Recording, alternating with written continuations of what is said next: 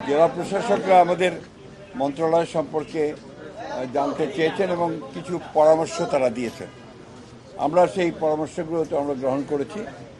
আমরা মূল যে কথাটা বলতে চেয়েছি যে স্থানীয় সরকার হচ্ছে আমাদের গণতন্ত্রের সবচেয়ে বড় ভিত্তি। এটা হচ্ছে বেসিস, তৃণমূলের সবচেয়ে বড় শক্তিশালী একটা ইনস্টিটিউশন। এই ইনস্টিটিউশনটাকে সবসময় শক্তিশালী করতে পারলে গণতন্ত্র অ্যাজ এ হোল শক্তিশালী হবে এবং সেটাতে রাষ্ট্র শক্তিশালী হবে। আমরা সেই কথাটাই আমরা তাদের সামনে বলার চেষ্টা করেছি।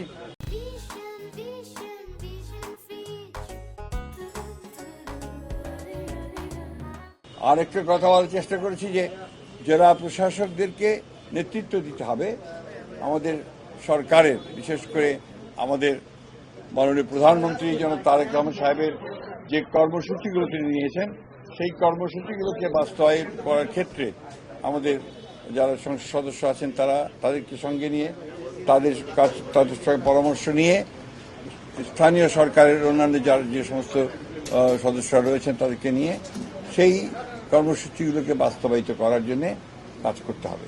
সবচেয়ে বড় কথা হচ্ছে জনগণকে সঙ্গে নিয়েই তাদেরকে কাজ করতে হবে, কারণ জনগণই হচ্ছে সবচেয়ে এই দেশের মালিক এবং তৃণমূল পর্যায়ে তারা এই সব কিছু নির্ধারণ করেন।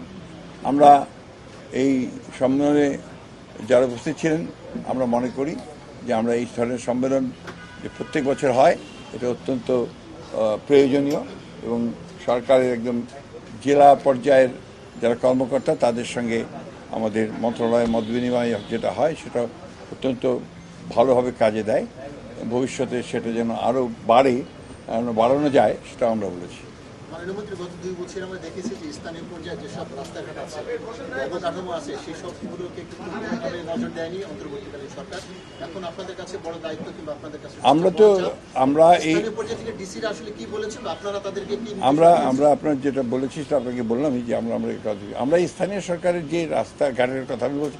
স্থানীয় সরকারের শুধু রাস্তাঘাট কাজ না, কিন্তু স্থানীয় সরকারের রাস্তাঘাট আছে, স্থানীয় সরকারের আপনার পানি সরবরাহ আছে, আপনার বিশুদ্ধ পানি সরবরাহের ব্যাপার আছে, একই সঙ্গে আপনার শিক্ষার প্রাইমারি স্কুলের শিক্ষার ব্যাপারও কিন্তু আপনার স্থানীয় সরকারে রয়েছে। আমরা সামগ্রিকভাবে যেটা দেখেছি যে গত 2 বছর না, গত 16 বছরে ইনফ্যাক্ট স্থানীয় সরকারের যে মূল যেটা একটা কমিউনিকেশন যেটাকে বলি, এই জায়গাটা অনেক ক্ষতিগ্রস্ত হয়েছে। সবচেয়ে দুর্ভাগ্যজনক হচ্ছে যে ব্যাপক আপনার দুর্নীতি হয়েছে। সেই বিষয়গুলো আমরা আমাদের মন্ত্রণালয়ের তরফ থেকে আমরা তদন্ত করব এবং একই সঙ্গে সেগুলো যেন ভবিষ্যতে না ঘটে সেটা আমরা দেখব এবং আমাদের প্রধানমন্ত্রী তারেক রহমান সাহেবের যে কর্মসূচিগুলো আছে সেই কর্মসূচিগুলো বাস্তবায়িত করার চেষ্টাটা আমরা করব। তবে অবশ্যই রাস্তাঘাটের আরো অনেক বেশি উন্নতি হয় বলে আমরা বিশ্বাস করি। Thank you. স্থানীয় সরকার নির্বাচনের বিষয়ে কোনো কথা হয়েছে কিনা বা নির্দেশনা আপনারা দিয়েছেন? আমরা আগেও বলেছি, এখন আমরা বলছি যে আমরা চেষ্টা করব 1 বছরের মধ্যে আগামী সংস্থার 4 নির্বাচন হয়ে যাওয়ার জন্য। ধন্যবাদ।